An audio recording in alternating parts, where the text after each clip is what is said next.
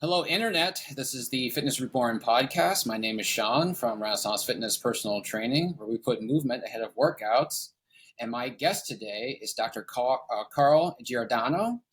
Dr. Giordano is a double certified spine and orthopedic surgeon.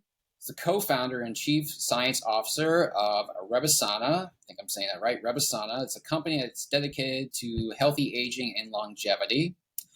In addition to that, Dr. Giordano is a graduate of Rutgers Medical School. He graduated in 1986. He completed an orthopedic and residency fellowship in spine surgery in 1994 at the Hospital for Joint Diseases in New York City. And he's also the author of a nonfiction book, Shoot the Moon, the true story of a look behind the curtain of medical school and residency and surviving the worst in life. So if you want to know, if you have aspirations in going into medicine, here's a nice little look behind the curtain of what you have to look forward to. So don't base your judgment on what you see on TV. Take it from someone who was actually there. I think that's the gist of the book there. So Dr. Giordano, thank you for coming on. You're welcome. I'm looking forward to the show, Sean. Yeah. So longevity, anti-aging. So, pretty broad topic. I've heard a lot about it in the last couple of years. I've read a few books on it. So let's start with the main gist of the program here. So we got Rebesana. So it's a product. It's out there for anti-aging benefits here. So it's the science on this is pretty steep. I looked over the website. I've done work on my own here. It kind of gets really into the weeds of things here. So if you don't have a really strong science background, you're going to get lost pretty easily, as I kind of did. But Rebesana, so take us through Rebesana. What's that all about? Sure. And what I'm trying to do with my website is make it as understandable as possible. But I recognize there's a little bit of science there, and I think if I can explain the science, then the information and the topic becomes very compelling. But basically, before we even talk about Rebesana, I want to just make sure everybody has a good understanding as to why we age. And the current understanding regarding why we age is that aging is a fundamental process where the genes inside every cell in our body are turned on and off incorrectly. And when gene regulation is lost, your cell loses its identity and you start to age. Imagine every other brain cell in your brain starts to look like a skin cell. That's basically how your brain starts to age and how you can't maintain your cognition. So Rebesana works to supply molecules that promote maintaining cellular identity. And that's how we can slow the aging process and live a longer, healthier life. This is not just about living longer. This is about living healthier. So you hear the word lifespan, and more importantly is the word health span. And the trinity today for living a long, healthy life is this trinity that we talk about of exercise, diet, and signal molecules. And I like to explain the benefits in each of these three categories regarding how they affect the cells at a cellular genetic level. And although we talk about cells, cells make up tissues, tissues make up organs. So we're talking about your entire body aging. And certainly some cells will age faster than other cells, but essentially that's why we age. And in the category of what we can do to affect aging is four things. Basically, you have three genes inside every cell in your body referred to as your longevity genes, and we want to nudge those longevity genes in our favor. You have telomeres in your DNA, which are the tips of your DNA, and if your telomeres get short, your cell starts to malfunction and lose its identity. Your metabolic processes, such as maintaining your blood sugar, are very important to maintaining health span and lifespan. And then this category of antioxidants. So those are the four things that I like to reduce all the benefits of diet, exercise, and signal molecules to those four categories. So Rebesana basically works in the signal molecule category. again, affecting the longevity genes, the telomeres, your metabolism, and the antioxidants. And that's um, where my field of expertise lies. And what I find frustrating is that this information is not new. Some of this information is 20, 30 years old, yet somehow the public just doesn't follow this field. And I find even as a physician, most of my colleagues don't really follow this field. And I think it's largely because this is really more science than medicine. And what I want to do is I want to introduce this into the public so that people can understand it and latch onto it.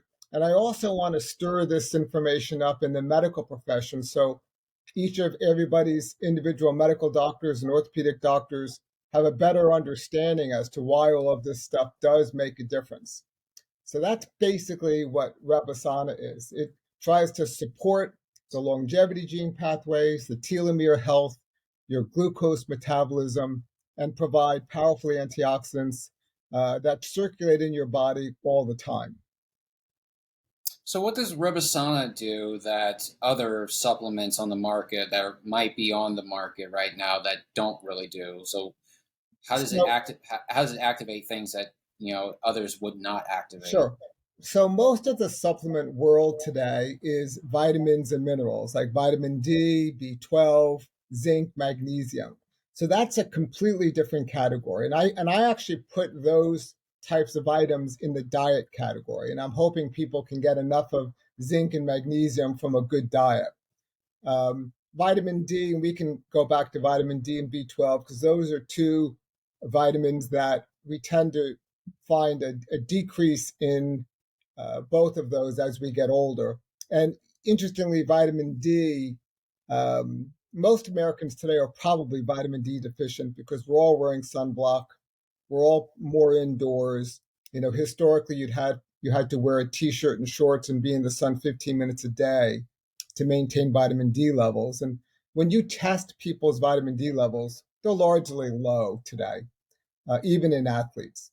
But I put, Rebesana in a completely different category, and there aren't a lot of supplements that provide all five of these molecules in the supplement world. In fact, I don't know of any other supplement that's on the market that provides these five specific molecules. So Rebesana has five specific molecules. NMN, nicotinamide mononucleotide, which is fairly popular today. You could buy it separately.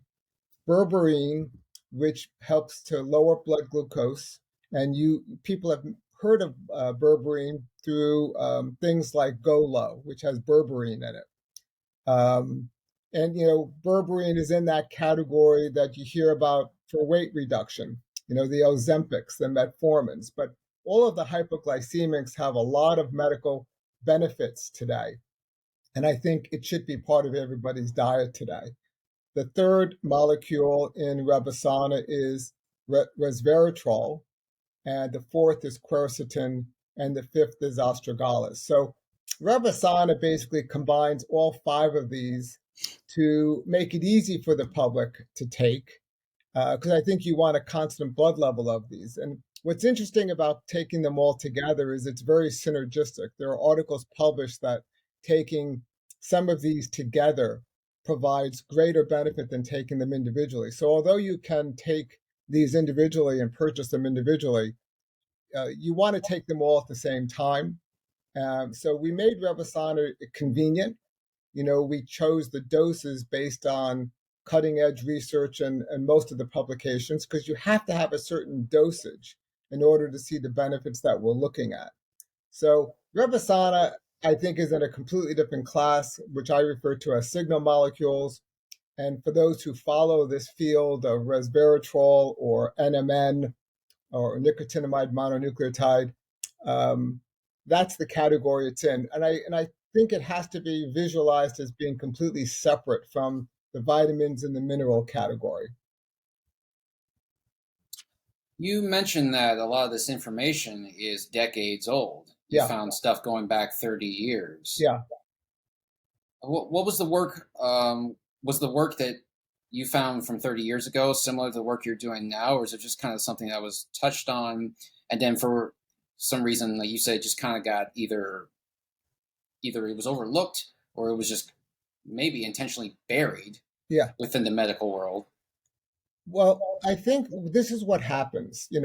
This basic research is done in a lab, and I applaud all the PhDs at Harvard and MIT and around the world that are doing this work because they're doing fantastic work.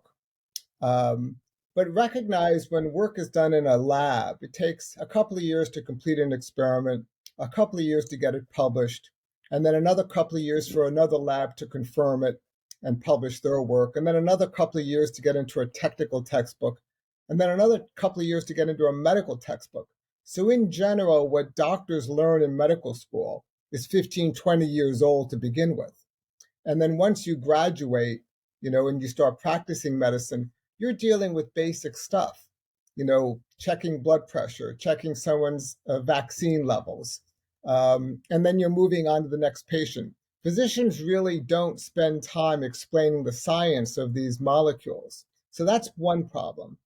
The other problem is this stuff is published in technical journals like, cell bioengineering. They're not published in the Journal of American Medical Association. So most physicians don't come across this information unless they're really interested in it. The guys that won the Nobel Prize for age reversal, that occurred in 2012.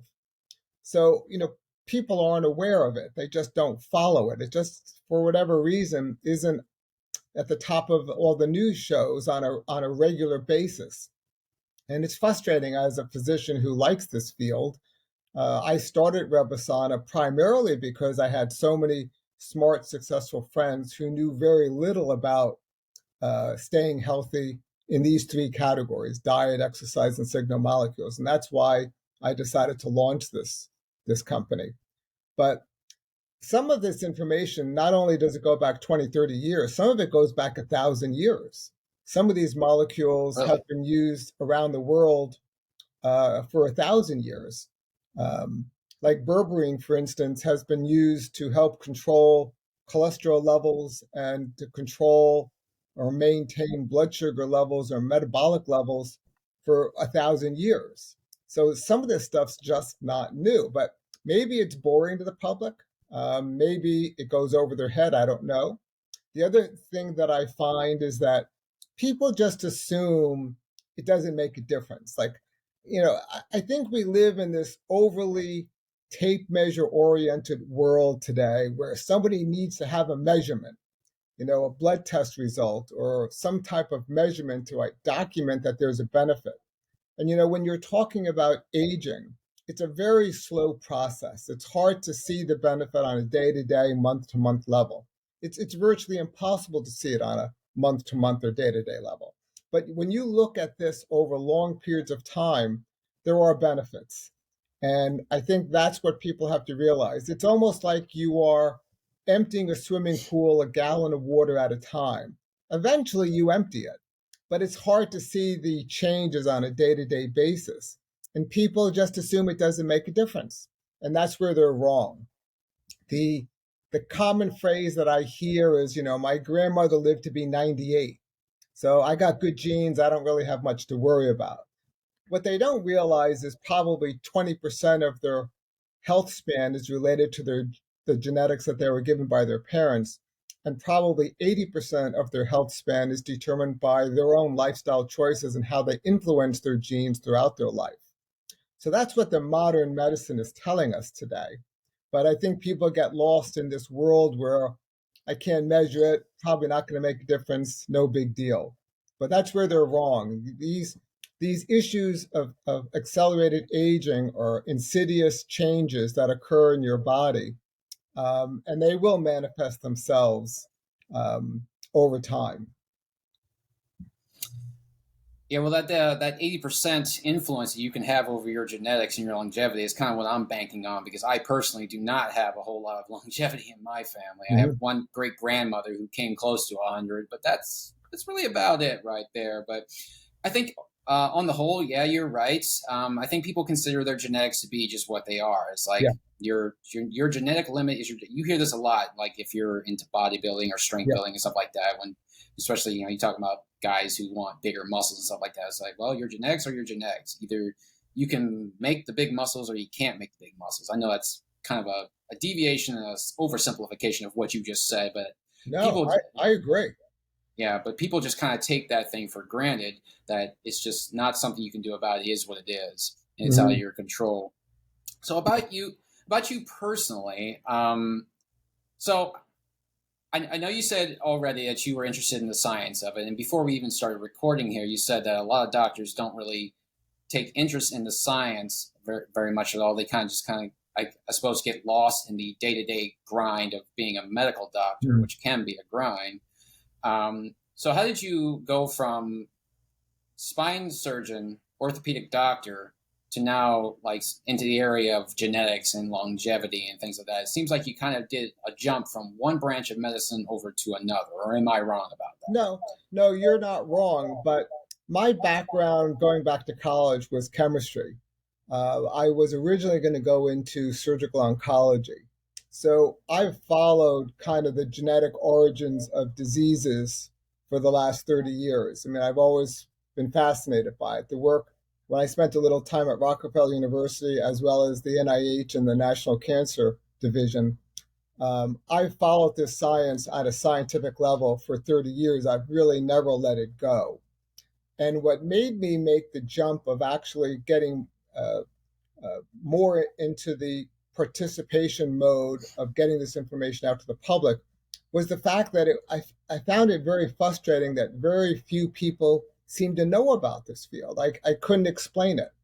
And I have a lot of very successful, smart friends, but they just, like the general public, um, just don't follow the field. And I heard this statement a while ago where every one of us basically enters into a discussion with our own opinions. And smart people are just better at cherry picking facts to support their own opinions. And that occurs in everything, whether it's politics or healthcare. People smart or people that aren't educated, they feel like these issues don't make a difference. And the smart people and the successful people are really good at cherry picking facts to say it doesn't make a difference. But their opinions are as flawed as anybody's opinions. So I decided I needed to try and translate this information in a better way than it's being done so that everybody can understand this. And I get it. There's a little bit of science that's required to understand what your longevity genes are. And I think everybody learned a little bit of biology in high school or college. And they need to have a refresher course to understand what these longevity genes are.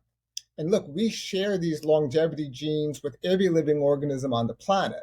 The longest living organism on the planet is a bristlecone pine tree, lives 4,000 or 5,000 years, and it has the same segments and sections of DNA that you and I have. It just has more of these longevity genes. So people need to understand that this is not science fiction. This is real science. And when chronic issues come up, or when you see accelerated changes in your body coming up, to think that you didn't cause that over the course of your lifetime is what's wrong. In America, we wait for you to get sick and then we treat you. We have sick care in this country. There's no health care. And it's a mistake. Whether you're talking about, you know, staying flexible or athletic or strong and maintaining your muscle mass, there's a slow degradation of all of these categories.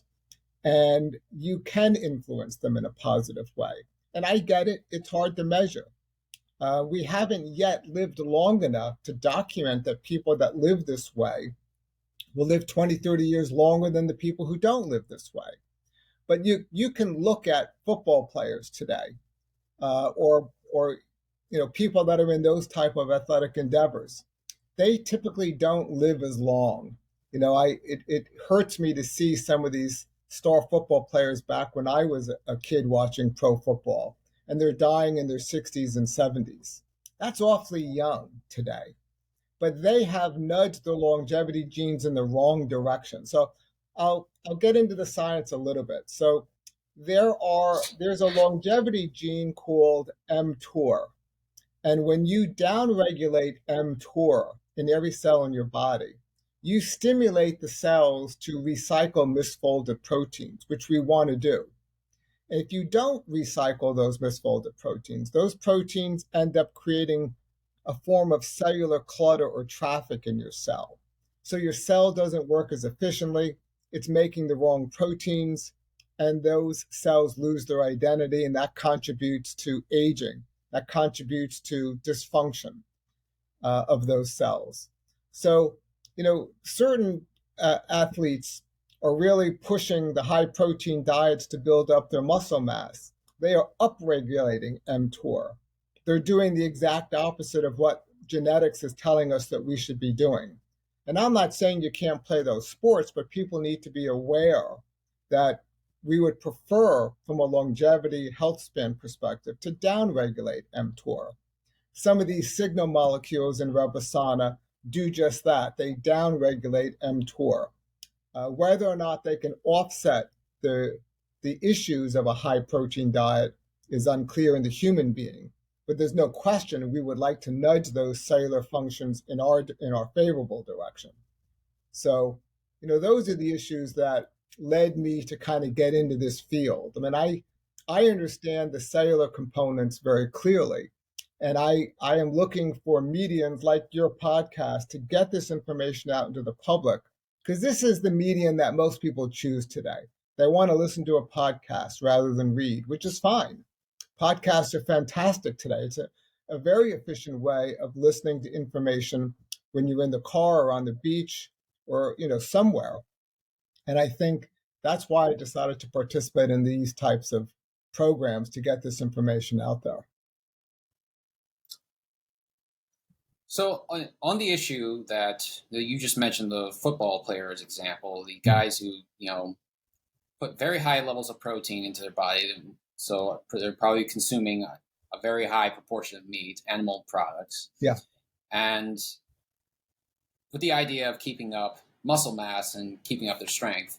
So, I mean, I have noticed in the last couple of years, there's a rising trend in podcasts and books and stuff like that, especially that are proponents of carnivore diets, and saying that, especially one podcast in particular that I'm not going to mention, but one podcast in particular, she's a medical doctor. She's worked with geriatric patients. She's a very strong proponent of pushing more and more protein, high protein diets on elderly geriatric patients as a way of keeping up their muscle integrity. Because as we know, as we get older, one of the things that does decrease is muscle mass, is, thinner bones, osteoporosis, sarcopenia, all that kind of stuff here. It's kind of the bane of getting older. This is what people dread about getting older. It's getting weak, falling, getting hurt, that kind of thing. And she has become a very strong proponent of pushing more protein on geriatric patients as a way of increasing their strength, their muscular strength, and keeping them alive and healthy. And she's seen, I can't verify her results, but she's seen good results in that in her own practice, hence her podcast now. So I just want to give you an opportunity to answer that. Sure. Yeah. And look, don't get me wrong. You need protein to maintain muscle mass, no question. The question is, how much do you need to maintain muscle mass? So look, this brings us into two other categories outside of signal molecules. And, I want your listeners to keep in mind there are three categories: exercise, diet, and signal molecules. So let's talk about the exercise category, where that is broken down into four subcategories: strength training, aerobic conditioning, balance function, and stretching. And you're right. We lose 3 to 8% of muscle mass per decade as we get older.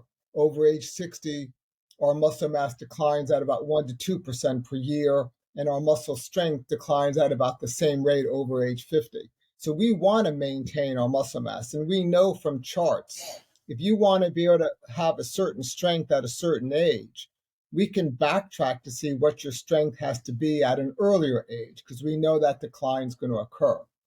Likewise, there's the VO2 max, for aerobic conditioning, balance function, and stretching. All of those are important, but just specifically dealing with the muscle mass, there's no question you need to have the right amount of protein in your diet to maintain muscle mass. And look, you need to maintain your muscle mass and you need to maintain your strength by strength training. So when people are already in that pathologic state, and people are trying to build up muscle mass in the elderly that have not been living this life throughout their entire life, then yeah, they may need to have really high protein diets to try and maintain the mass of the muscle. But there's not a lot of benefit in maintaining mass if you're not maintaining strength. You still have to exercise. So in that category of exercise, strength training is probably the most important. Some of the people that talk about this topic believe that strength training is the most potent drug for longevity.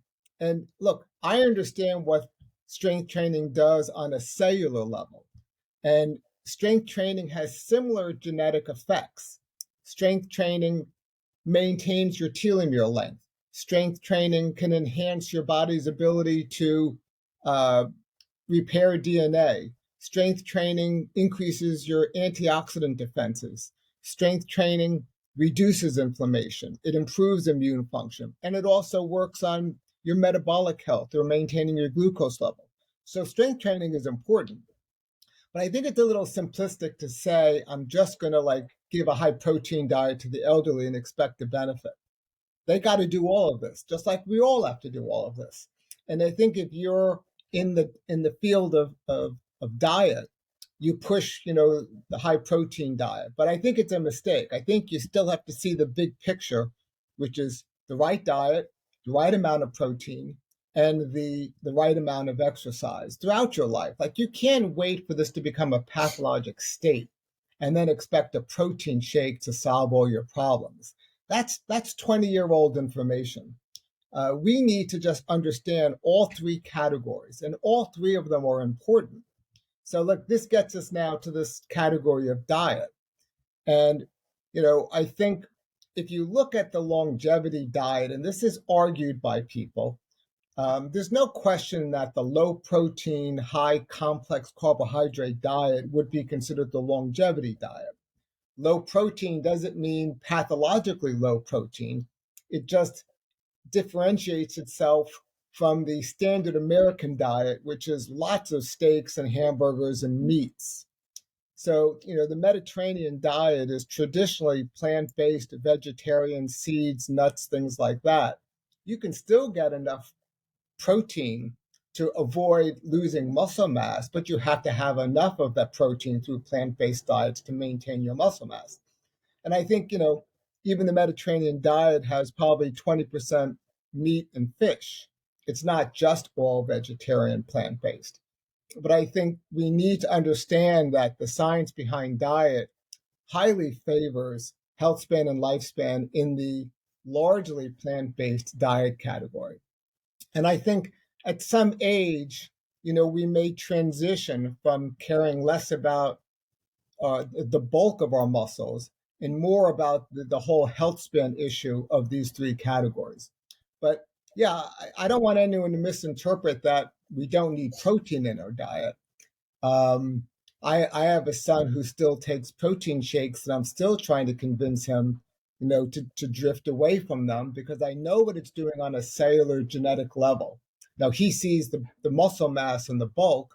He doesn't see what's occurring, on a cellular level, where cells lose their identity.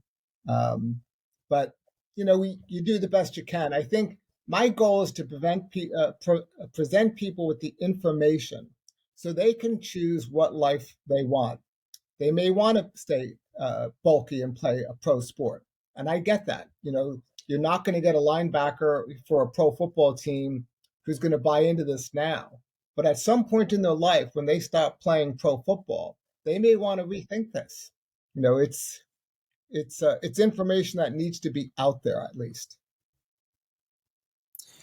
So something else I wanted to talk to you about, because I did see it in your website, and I was glad I did because I started thinking about it the minute I started reading up on your work. This topic of autophagy, Yeah, which is comes from intermittent fasting, yeah, for lack of a better yeah, term than that. And that was something I started taking interest in just a few years ago. I got a few books on it here, and actually there was a book. I don't know if you've heard of this man, but his name is David Sinclair, sure. scientist Yeah. out of an Australian scientist. Mm. He talks a lot about anti-aging and autophagy and things like that. And actually, he even goes a step further in saying we could call aging actually a disease because of its progressive elements to a degree. Yes. That was an interesting way of characterizing it to me. I never thought about aging as an actual disease, but when you think about it in the parameters of how it progresses, how it contributes to the degradation of tissue and your body as a whole, it makes a lot of sense. And then Hmm. that led me into other areas like another guy, well-known guy, Jason Fung. Hmm. I think he's a kidney doctor, Hmm. but he got really heavily. He's spoken very heavily and written books on intermittent fasting and autophagy. And one of the things I do recognize from your own work is to talk about the telomeres, and I did recognize that earlier from other Hmm. readings about how autophagy can regenerate cells, and this Hmm. contributes to longevity. Do you Are you a proponent of autophagy? Do you use that in your own right? Yeah, absolutely. So autophagy brings up, two avenues for us to discuss. One is without autophagy, we certainly accelerate the loss of cellular identity, which is the same thing as saying we accelerate aging. Mm-hmm. I do like the way Sinclair refers to aging as the disease. The FDA does not consider aging a disease. So we can talk about aging. Um, and when we talk about autophagy, we're talking about recycling the misfolded proteins in every cell in your body. And if you don't recycle them, certain proteins will accumulate.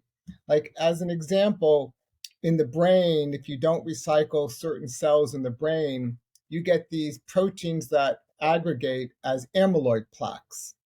And we don't want those plaques. Those plaques disrupt brain transmission of signals from cell to cell. We want to maintain our cognition by minimizing the amyloid plaques. And we want to do that by promoting autophagy.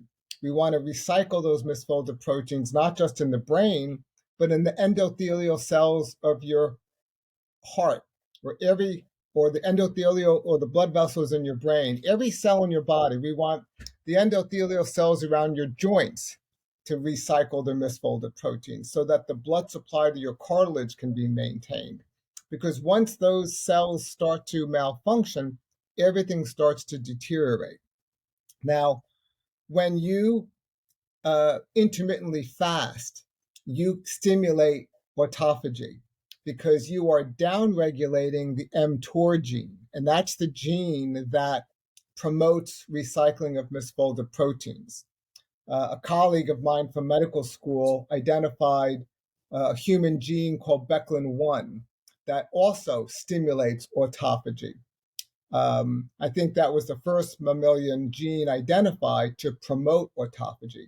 But if you downregulate mTOR, you stimulate autophagy. When you upregulate mTOR, like with a high protein diet, you turn off autophagy because that's your genetic mechanism to taking the proteins that you're eating from steaks and the amino acids and building more protein mass. So autophagy is critical, and Sinclair is spot on with his work, not just with autophagy. He is a big scientist in the field of the NMN, or the nicotinamide mononucleotide, that works on a different genetic pathway called sirtuins. So hats off to Sinclair. I think he is a leader in this field, and I love his work, and I love the way he describes it. There is a criticism of fasting as not having this type of actual benefit that we can measure. This gets me back into that tape measure uh, segment of the population that wants to measure something. And these are hard things to measure in the human body. But when you look at the mice studies, when you fast them or you feed them once a day instead of 3 times a day, and these studies were somewhat flawed, but they gave some information. But when you fast mice, the ones that were fasting lived longer. Now, the criticism is a mouse lives just a couple of years. And in order to translate information to humans, we would have to fast several days at a time to see the benefit. Now, I'm not a believer in that argument. That can't be measured, just like you can't measure the benefits in intermittently fasting in a human being. But I only mention it because, those counter arguments are out there. But you can also stimulate autophagy by certain messenger molecules, which is what I like about the components in Rebesana. Certain messenger molecules will stimulate autophagy and promote the recycling of these misfolded proteins. So we want to basically attack aging from all three categories: exercise, diet, and messenger molecules. And autophagy is one of those categories that's important. Now, you also mentioned the telomeres. When the telomeres get short, the cell interprets that short telomere as cellular damage or genetic damage. And either it shuts down the cell and creates a zombie cell, or it may create a cell line that's not normal. So we want to try and do everything we can to maintain the length of our telomeres. And there's an enzyme called telomerase in every cell in your body. And if you can stimulate that enzyme telomerase to maintain the length of your telomere, you're probably doing some good to your body. Again, it's difficult to measure because, we're talking about something you might see 30 years down the road. But astragalus is felt to be an organic molecule that has been shown to stimulate the telomerase enzyme. So it maintains the length of your telomere. And that's why astragalus is in Rebesana. So we tried to put everything in Rebesana to be conveniently to use, but to work on these cellular pathways to promote health span and lifespan. So I've heard you voice frustration many times about the medical, let's just say establishment. That sounds like a negative connotation, but let's just call it that.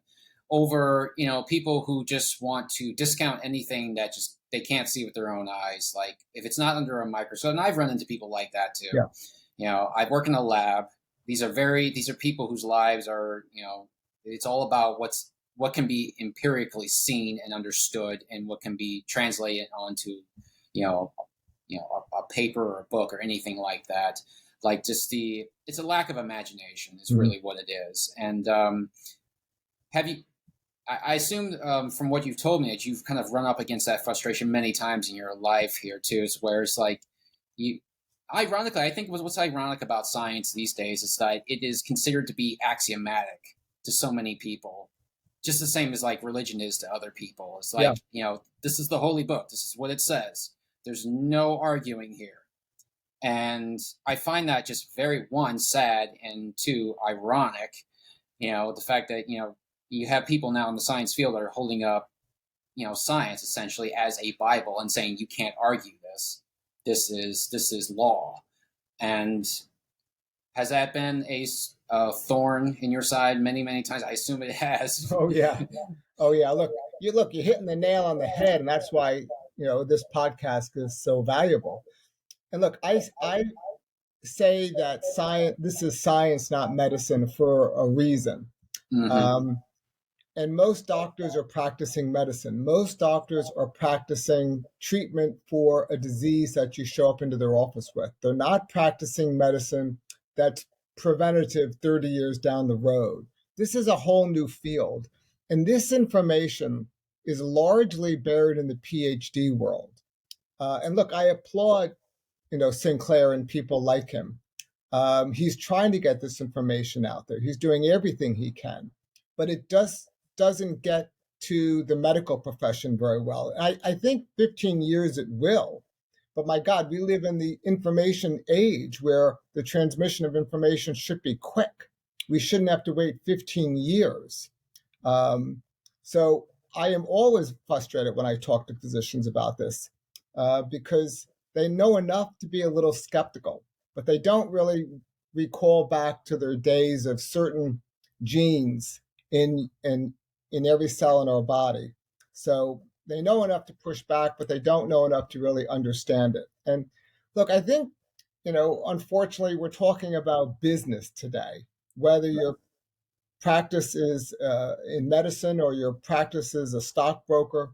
There's an economic component to practicing medicine today.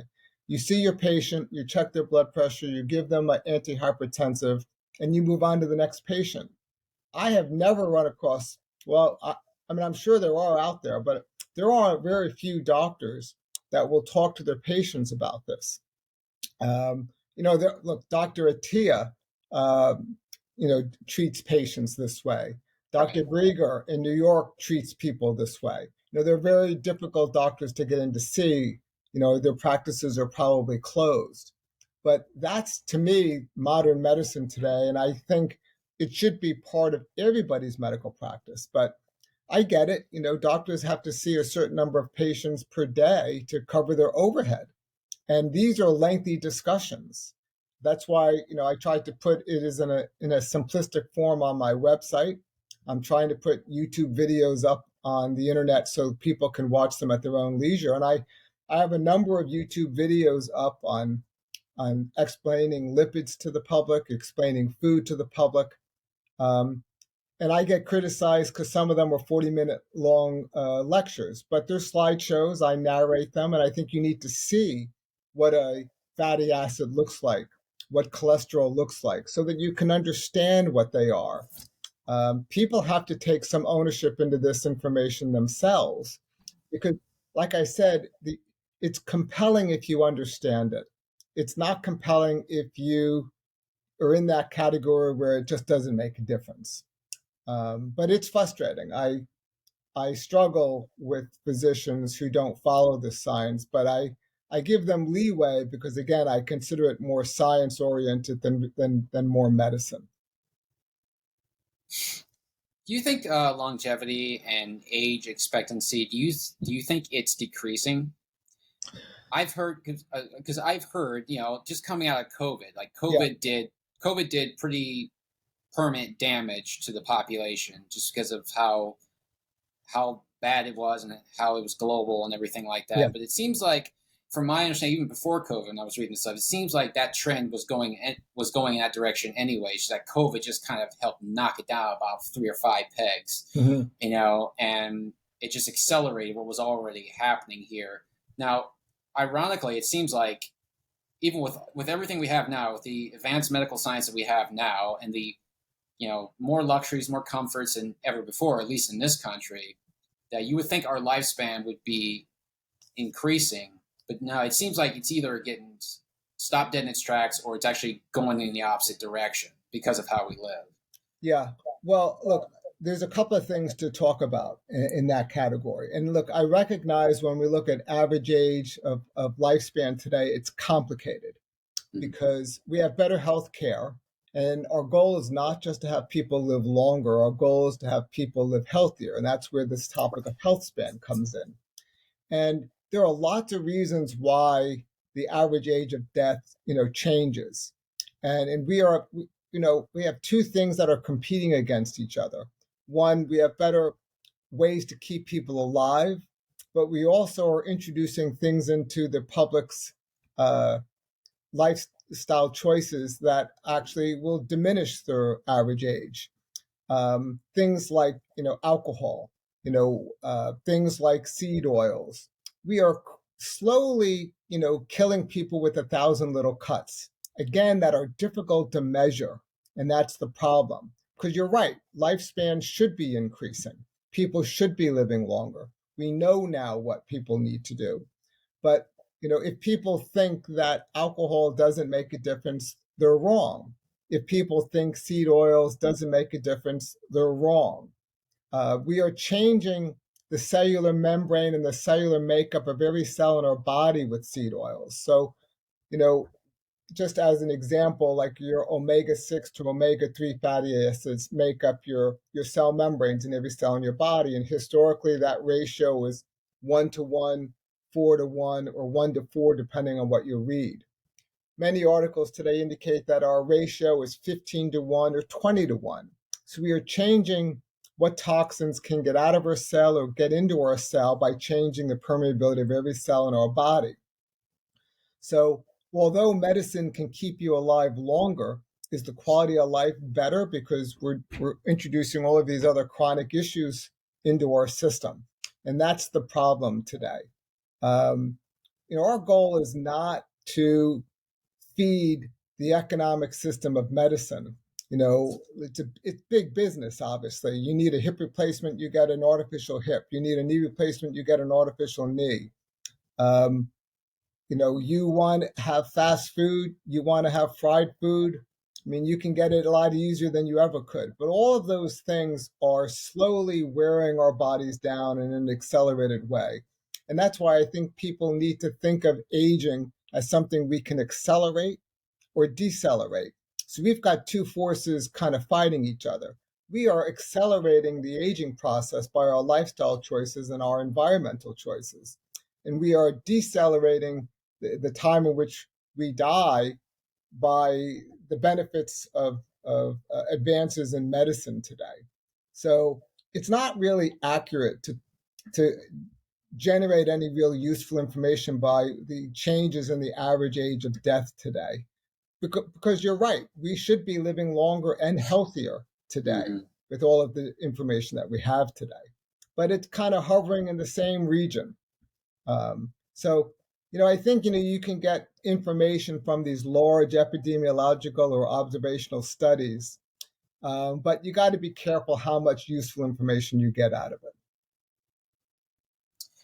So I kind of want to take a step back a little bit because I mentioned at the top of the show here, you authored a book called Shoot the Moon, the true story of a look behind the curtain of medical school and residency and surviving the worst in life. Okay, so now we're going into something that happened in your life, which I think is extraordinary. Yeah. And just based on the little excerpt that I read in an article about how you survived that. You survived a plane crash. Yeah. A plane crash that killed the pilot. Yeah.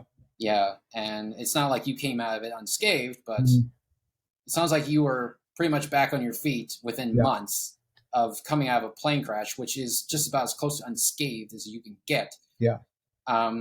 Now, you also mentioned, there's a little excerpt saying how becoming a medical doctor helped you cope with a tragedy. Yeah. So you have linked your profession with a traumatic event in your life, something that most of us will never experience. I hope I never experience that. Yeah.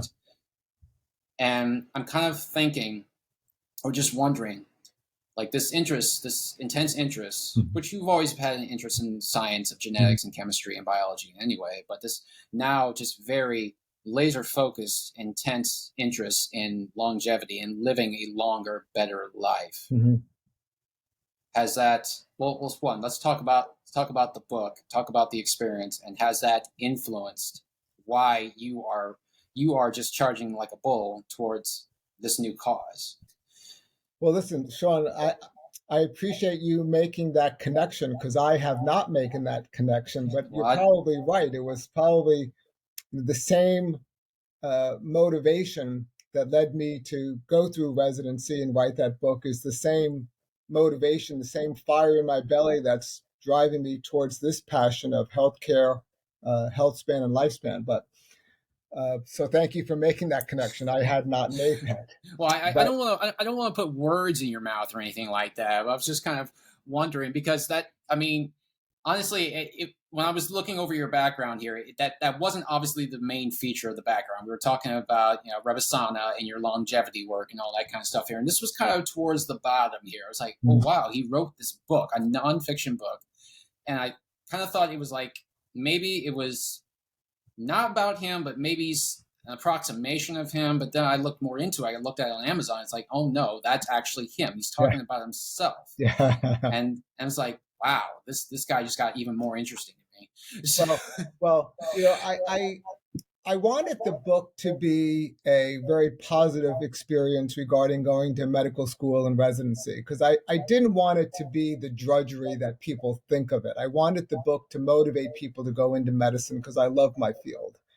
I love my specialty of orthopedics and spine surgery because there's so much immediate gratification from those Mhm. types of surgeries.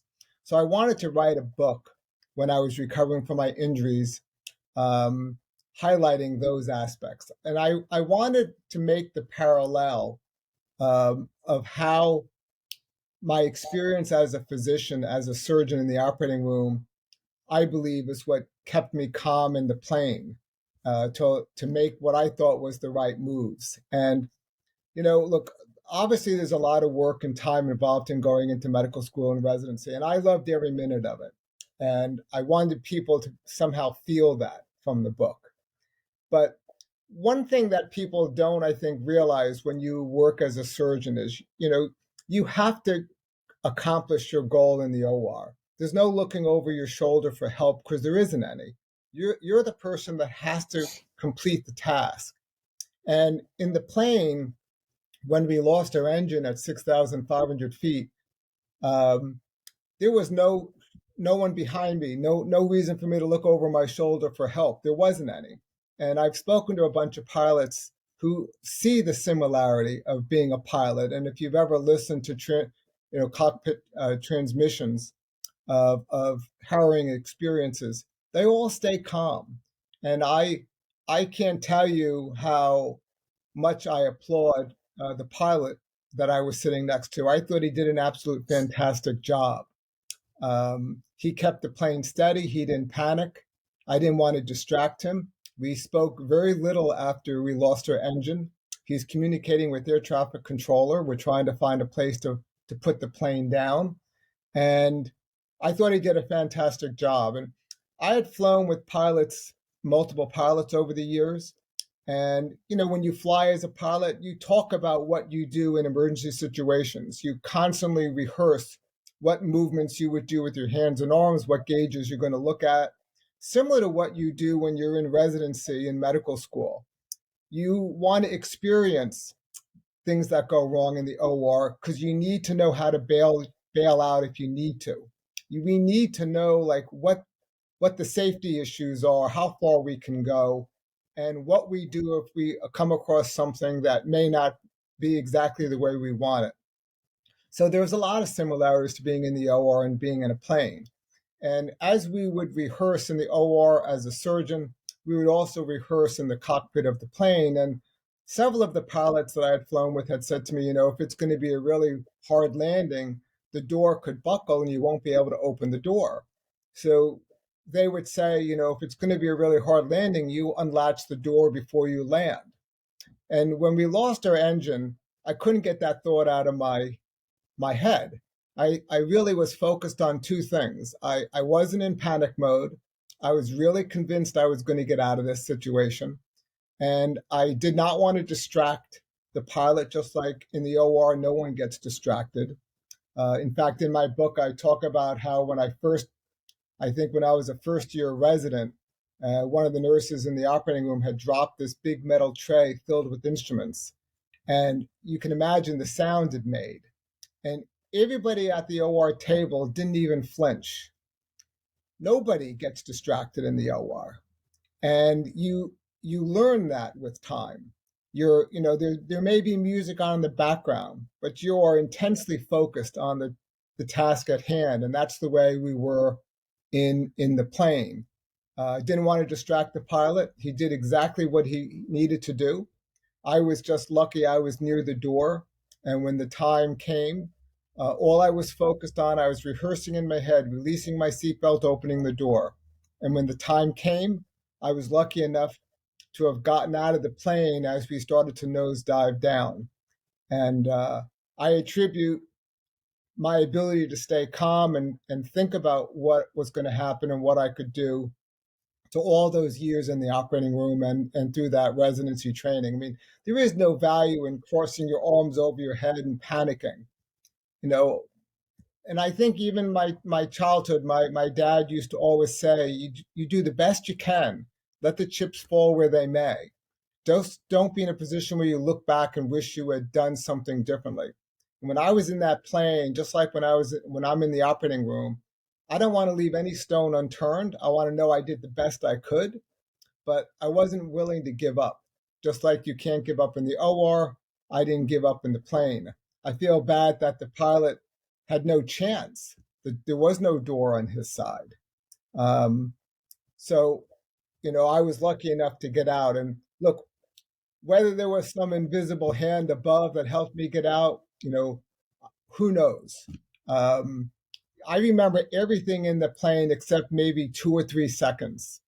I remember getting out and crawling around on the ground, and it was a crazy experience. I experienced what I saw people in the emergency room and trauma bays go through all the time.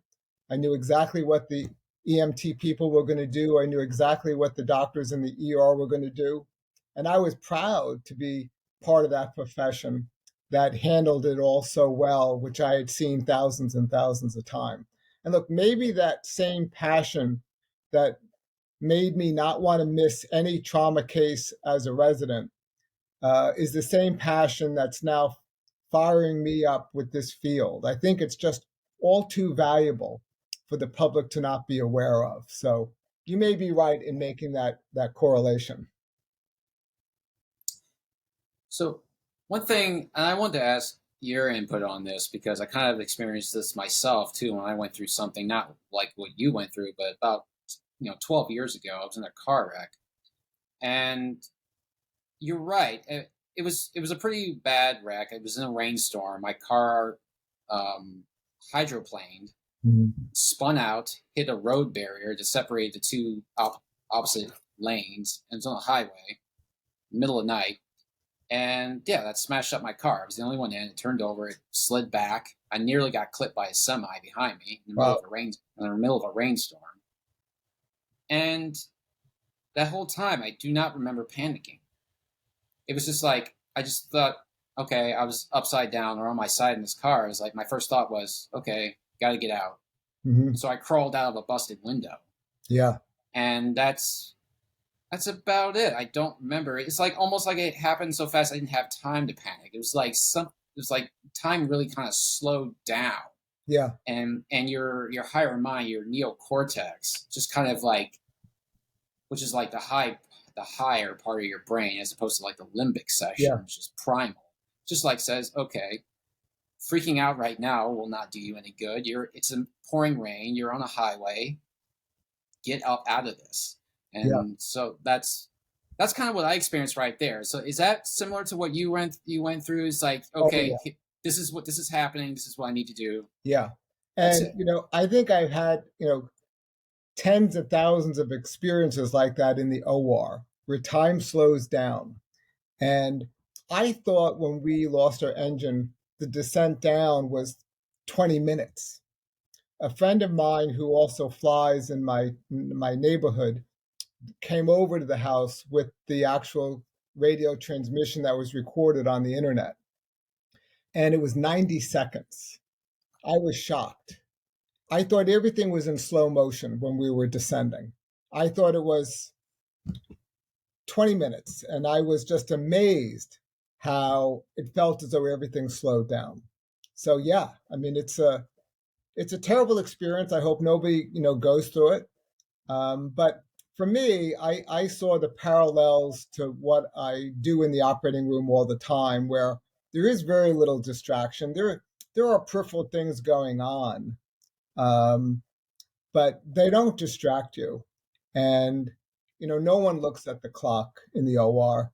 The time is what it is. The case takes what it takes, and that's the way it was in the plane as well. And it's amazing how the brain works. It's almost some type of defense mechanism that you have to engage.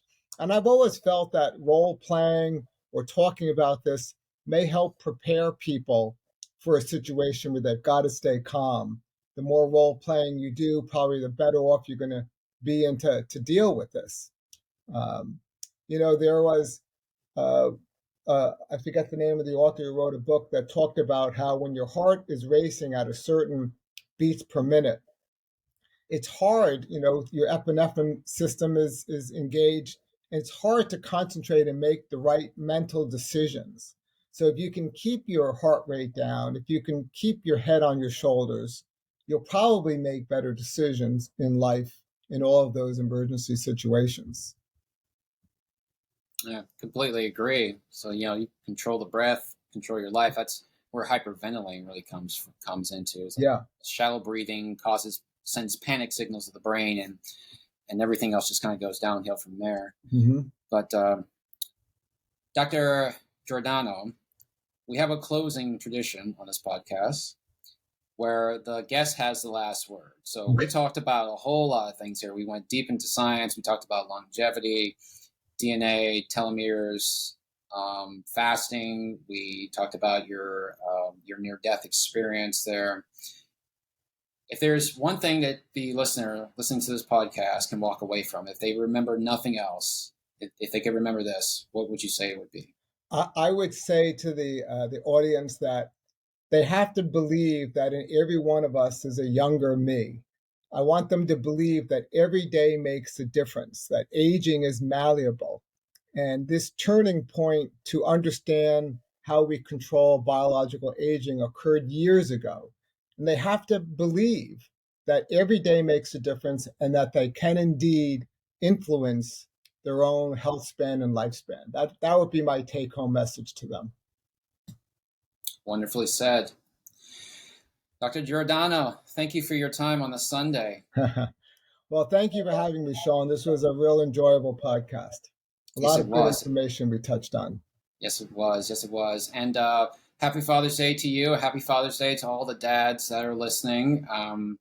Fatherhood is immensely important to children. Don't ever let anyone tell you differently. Yep. It makes a big difference in how well and how healthy. Talk about healthy children, healthy generations coming up. It's been found again and again that having father figures at the very least can make a huge difference in the child. So don't ever discount yourself that way. Yes, very well said, Sean. So, all right. To all of you listening, this has been Dr. Carl Giordano. He is a longevity and healthy aging specialist here and a double certified spine and orthopedic surgeon. He was very kind of us to join us on a Sunday on a Father's Day. I enjoyed his information immensely. I'll put all his contact information up on the show notes. You guys know that. You can follow me for a while. I always put information, contact information for the guests. So you can reach out to them if you are interested. Look over the website.